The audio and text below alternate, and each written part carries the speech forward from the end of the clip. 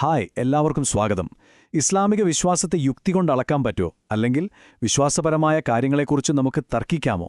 ഈ ഒരു ചോദ്യത്തിൽ നിന്നാണ് ആയിരത്തിലധികം വർഷം പഴക്കമുള്ള ഒരു ബൗദ്ധിക പാരമ്പര്യം തുടങ്ങുന്നത്, ഇൽമൽ കലാം. നമ്മളൊന്ന് സംസാരിക്കാൻ പോകുന്നത് യുക്തിയും വിശ്വാസവും തമ്മിലുള്ള ഈ വലിയ സംവാദത്തിന്റെ കഥയാണ്. അതെ, ഈ ഒരു ചോദ്യം ഇവിടെ നിന്നാണ് എല്ലാം തുടങ്ങുന്നത്. ദൈവത്തെക്കുറിച്ചും അവന്റെ ഗുണങ്ങളെക്കുറിച്ചുമൊക്കെ നമ്മുടെ പരിമിതമായ യുക്തി ഉപയോഗിച്ച് സംസാരിക്കാമോ? നൂറ്റാണ്ടുകളോളം ഇസ്ലാമിക ലോകത്തെ ഏറ്റവും വലിയ പണ്ഡിതന്മാരെ വരെ കുഴപ്പിച്ചൊരു ചോദ്യമായിരുന്നു ഇത്. ഇനി ഇതൊന്ന് കേട്ടുനോക്കൂ. ഇസ്ലാമിലെ ഏറ്റവും ആദരിക്കപ്പെടുന്ന പണ്ഡിതരിലൊരാളായ ഇമാം ഷാഫി പറഞ്ഞ ഒരു വാചകമാണിത്. ഒരാളും കലാം പഠനത്തിൽ ഏർപ്പെടുകയും വിജയിക്കുകയും ചെയ്തിട്ടില്ല. അപ്പോൾ ഇതിൽ നിന്ന് തന്നെ നമുക്ക് മനസ്സിലാക്കാം, തുടക്കം മുതലേ ഈ ഒരു വിജ്ഞാനശാഖ എത്രത്തോളം സംശയത്തിന്റെ നിഴലിലായിരുന്നു എന്നു. അപ്പോ എന്താണ് ഈ ഇൽം അൽ കലാം? കലാം എന്ന വാക്കിന് അറബിയിൽ സംസാരം അല്ലെങ്കിൽ സംവാദം എന്നൊക്കെയാണ് അർത്ഥം. വളരെ സിമ്പിളായി പറഞ്ഞാൽ, പുറത്തുനിന്നുള്ള സംശയങ്ങളിൽ നിന്നും വിമർശനങ്ങളിൽ നിന്നും ഇസ്ലാമിക വിശ്വാസങ്ങളെ സംരക്ഷിക്കാൻ വേണ്ടി യുക്തിയും തർക്കശാസ്ത്രവുമൊക്കെ ഉപയോഗിക്കുന്ന ഒരു ദൈവശാസ്ത്ര ശാഖയാണിത്. ഈ ഒരു വിജ്ഞാനശാഖയുടെ പ്രാധാന്യം എത്രത്തോളം ഉണ്ടായിരുന്നു എന്നറിയാൻ അതിൻ്റെ മറ്റു പേരുകൾ നോക്കിയാൽ മതി. ഇതിനെ ഏറ്റവും വലിയ നിയമശാസ്ത്രമെന്നും മതത്തിൻ്റെ അടിസ്ഥാന ശാസ്ത്രമെന്നുമൊക്കെ വിളിച്ചിരുന്നു. കാരണം ഇത് വെറുമൊരു വിഷയമായിരുന്നില്ല, മറിച്ച് മതത്തിൻ്റെ ഏറ്റവും അടിസ്ഥാനപരമായ കാര്യങ്ങളെക്കുറിച്ചുള്ള പഠനമായിരുന്നു. ഓക്കെ, അപ്പോൾ നമുക്ക് ഇതിന്റെ ഉള്ളിലേക്ക് നിറങ്ങിച്ചെല്ലാം, അല്ലേ? ഇത്രയും പ്രധാനപ്പെട്ട ഒരു സംഗതി എന്തിനാണ് ഇത്രയും അധികം ആളുകൾ എതിർത്തത്? എന്തായിരുന്നു വിവാദങ്ങൾ? കലാമിനെ എതിർത്തവർക്ക് പ്രധാനമായും 4 കാര്യങ്ങളായിരുന്നു പറയാനുണ്ടായിരുന്നത്. 1. ദൈവിക കാര്യങ്ങളെക്കുറിച്ച് ഇങ്ങനെ തർക്കിക്കുന്നത് തന്നെ തെറ്റാണ്. 2. പ്രവാചകനോ അദ്ദേഹത്തിന്റെ തൊട്ടടുത്ത തലമുറയോ ഈയൊരു രീതി സ്വീകരിച്ചിട്ടില്ല. 3. പിൽക്കാലത്തെ പല വലിയ പണ്ഡിതന്മാരും ഇതിനെ എതിർത്തിട്ടുണ്ട്. പിന്നെ 4ാമത്തതും ഒരുപക്ഷെ ഏറ്റവും വലിയതുമായ ആരോപണം, ഇത് ഇസ്ലാമിന് പുറത്തുനിന്ന്, അതായത് ഗ്രീക്ക് ഫിലോസഫിയിൽ നിന്ന് കടമെടുത്ത ഒരു രീതിയാണെന്നതായിരുന്നു. എന്നാൽ ഈ എതിർപ്പുകൾക്കെല്ലാം ശക്തമായ മറുപടികളും വന്നു. കലാം പണ്ഡിതന്മാർ തിരിച്ചു ചോദിച്ചത് ഇതാണ്: ഖുറാൻ വിലക്കിയത് അറിവില്ലാതെ തർക്കിക്കുന്നതിനെയല്ലേ? സത്യം മനസ്സിലാക്കാനുള്ള സംവാദങ്ങളെ ഖുറാൻ പ്രോത്സാഹിപ്പിക്കുന്നുണ്ടല്ലോ. പോരാത്തതിന് പുതിയ കാലത്ത് പുതിയ വെല്ലുവിളികൾ വരുമ്പോൾ അതിനെ നേരിടാൻ പുതിയ മാർഗങ്ങൾ വേണ്ടേ എന്നും അവർ വാദിച്ചു. അപ്പോൾ ഈ സംവാദങ്ങളെല്ലാം എവിടെ നിന്നാണ് വന്നത്? വെറുതെ ഒരു സുപ്രഭാതത്തിൽ പൊട്ടിമുളച്ചതാണോ ഇത്? അല്ല. സമൂഹം നേരിട്ട ചില യഥാർത്ഥവും വളരെ അടിയന്തരവുമായ പ്രശ്നങ്ങളാണ് കലാമിന്റെ വളർച്ചയ്ക്ക് കാരണമായത്. ഇസ്ലാമിക ലോകം അതിവേഗം പടർന്ന് പന്തലിക്കുന്നൊരു കാലമായിരുന്നു അത്.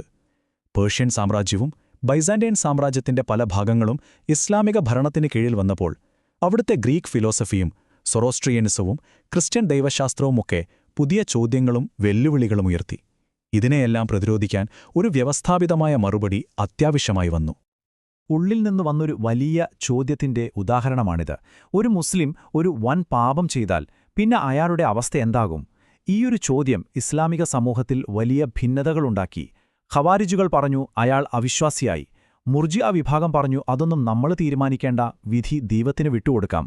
ഇതിനിടയിലാണ് മുഅ്തസില വിഭാഗം ഒരു 3ാമത്തെ വഴി മുന്നോട്ടുവെച്ചത്. അപ്പോൾ ഇത്തരം വളരെ ഗൗരവമേറിയ പ്രശ്നങ്ങൾക്ക് ഒരു പരിഹാരം കാണാനാണ് പണ്ഡിതന്മാർ യുക്തിപരമായ ചർച്ചകളിലേക്ക് തിരിഞ്ഞത്. അപ്പോൾ ഈ ചർച്ചകളിൽ നിന്നെല്ലാമാണ് പലതരം ചിന്താധാരകൾ അല്ലെങ്കിൽ സ്കൂൾസ് ഓഫ് തോട്ട്സ് രൂപം കൊള്ളുന്നത്. ഓരോ വിഭാഗവും വേദഗ്രന്ഥങ്ങളെയും യുക്തിയെയും എങ്ങനെ ബാലൻസ് ചെയ്യാമെന്നതിൽ വ്യത്യസ്തമായ വഴികളാണ് തെരഞ്ഞെടുത്തത്. ഈ വൈജ്ഞാനിക ലോകത്തെ നമുക്കൊന്ന് പെട്ടെന്ന് പരിചയപ്പെടാം.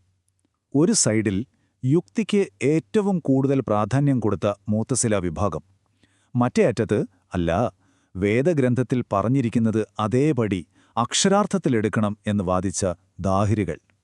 ഇവർക്കിടയിലായി യുക്തിയെയും വേദഗ്രന്ഥത്തെയും ഒരുമിച്ച് കൊണ്ടുപോവാൻ ശ്രമിച്ച അശരി, മാതുരീദി തുടങ്ങിയ ചിന്താധാരകളും വളർന്നുവന്നു. ഓരോന്നിനും അതിൻ്റേതായ പ്രത്യേക കാഴ്ചപ്പാടുകളുണ്ടായിരുന്നു. മുഅ്തസിലയുടെ കാര്യം നോക്കിയാൽ അവരെത്രത്തോളം ഓർഗനൈസ്ഡ് ആയിരുന്നു എന്ന് കാണാം. അവർ വെറുതെ ഓരോ വിഷയത്തിൽ അഭിപ്രായം പറയുകയായിരുന്നില്ല. പകരം 5 അടിസ്ഥാന തത്വങ്ങളിൽ ഉറച്ചു നിൽക്കുന്ന ഒരു സമ്പൂർണ്ണ യുക്തിപരമായ ദൈവശാസ്ത്ര ചട്ടക്കൂട് തന്നെ അവരുണ്ടാക്കിയെടുത്തു. ഇനി നമുക്ക് കലാമിന്റെ ഈ 1000 വർഷത്തെ യാത്രയൊന്ന് പെട്ടെന്ന് നോക്കാം.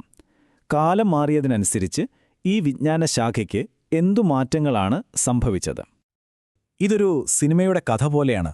ആദ്യഘട്ടത്തിൽ ചോദ്യങ്ങളും സംവാദങ്ങളും തുടങ്ങി. പിന്നീട് പ്രധാന ചിന്താധാരകളെല്ലാം രൂപീകരിക്കപ്പെട്ടു. വലിയ ഗ്രന്ഥങ്ങൾ എഴുതപ്പെട്ടു. അതിനുശേഷം ഫിലോസഫിയുമായി കൂടുതൽ അടുത്തൊരു ഘട്ടം വന്നു. പിന്നെ ഒരു തരം മുരടിപ്പായിരുന്നു. പുതിയ ചിന്തകൾ കുറഞ്ഞു. ഒടുവിൽ ആധുനിക കാലത്ത് ഒരു പുതിയ ഉണർവും തിരിച്ചുവരവുമുണ്ടായി. ഇവിടെ സംഭവിച്ച ഏറ്റവും വലിയ മാറ്റം എന്താണെന്ന് വെച്ചാൽ കലാം പതിയെ കൂടുതൽ ഫിലോസഫിക്കലായി മാറി. ഇബ്നു സീന, അൽഫാറാബി പോലെയുള്ള മുസ്ലിം ഫിലോസഫർമാരുമായി സംവദിക്കാൻ കലാമിന്റെ പണ്ഡിതന്മാർ അവരുടെ അതേ ഭാഷയും രീതികളും, അതായത് ഗ്രീക്ക് തർക്കശാസ്ത്രമൊക്കെ ഉപയോഗിക്കാൻ തുടങ്ങി. ഇതോടെ കലാം കൂടുതൽ സങ്കീർണമായി. അപ്പോൾ ഇന്നത്തെ കാലത്തോ? കലാം ഒരു മ്യൂസിയത്തിൽ വെക്കേണ്ട ഒന്നല്ല, അത് ഇപ്പോഴും സജീവമാണ്. പാശ്ചാത്യ ചിന്തകളും ശാസ്ത്രത്തിന്റെ പുതിയ കണ്ടെത്തലുകളും എത്തിസവുമൊക്കെ ഉയർത്തുന്ന പുതിയ വെല്ലുവിളികളെ നേരിടാൻ പണ്ഡിതന്മാർ ഇന്നും കലാമിന്റെ തത്വങ്ങളെ പുതിയ രീതിയിൽ ഉപയോഗിക്കുന്നുണ്ട്. ഇത്രയൊക്കെ പഴയ കാര്യങ്ങൾ പറഞ്ഞിട്ട് നമുക്കിതുകൊണ്ട് എന്താ കാര്യം, അല്ലേ? 1000 വർഷം മുൻപുള്ള ഈ സംവാദങ്ങൾക്ക് ഇന്നത്തെ ലോകത്ത് എന്തെങ്കിലും പ്രസക്തിയുണ്ടോ? ഒരുപക്ഷേ ഏറ്റവും പ്രസക്തമായ ചോദ്യമിതാണ്. ഓരോ ദിവസവും പുതിയ ചിന്തകളും ഐഡിയോളജികളും നമ്മളെ വെല്ലുവിളിക്കുന്ന ഈ ഒരു കാലത്ത് നമ്മുടെ വിശ്വാസങ്ങൾക്ക് യുക്തിയുടെ ഒരു പിൻബലം ആവശ്യമുണ്ടോ? ഈ ചോദ്യത്തിനുള്ള ഉത്തരം തേടുന്നത് തന്നെയാണ് ഒരുപക്ഷേ ഇൽമുൽ കലാമിനെ ഇന്നും പ്രസക്തമാക്കുന്നത്.